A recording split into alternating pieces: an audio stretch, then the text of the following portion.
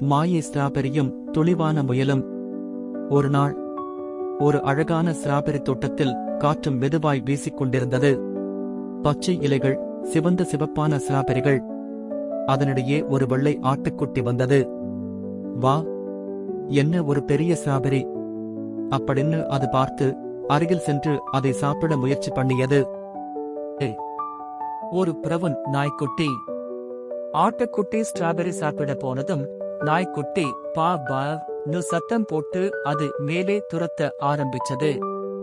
அம்மா நு பயந்த ஆட்டுக்குட்டி ஸ்ட்ராபெரி விட்டு விட்டு கீழே விழுந்து வேகமா ஓட ஆரம்பிச்சது. அந்த நேரத்தில் அருகிலிருந்து ஒரு முயல் இது எல்லாம் பார்த்து கொண்டிருந்தது. ஆட்டுக்குட்டியும் முயலும் சிறந்த நண்பர்களாக இருந்தனர். முயல் தனது நண்பனுக்கு எவ்வாறு உதவுவது என்று யோசித்துக் கொண்டிருந்தது. அதன் கண்ணுக்கு ஒரு விசித்திரமான ஒளி தெரிஞ்சது. ஒரு பிரகாசமான பிங்க் ஸ்ட்ராபெரி பச்சை இலைக்குள்ள ஒளி வீசியது. முயல் அதை எடுத்தது. அது ஒரு மாயை ஸ்ட்ராபெரி. அது அதை கடித்து சாப்பிட ஆரம்பிச்சது. சாப்பிட்ட உடனே முயலின் உடம்பு பிங்க் கலர்ல மாறியது.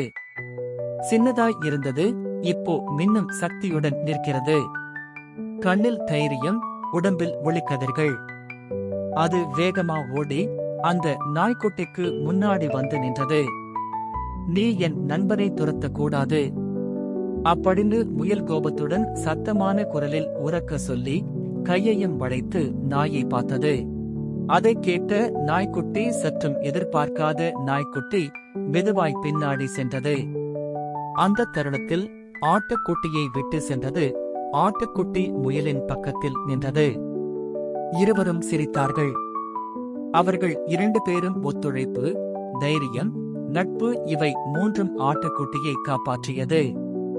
ஒரு வானவில் தோன்றியது. அதோடு முயலும் ஆட்டுக்குட்டியும் புன்னகையோடு ஸ்ட்ராபெரி தோட்டத்தை கடந்து அழகாய் நடந்து சென்றார்கள்.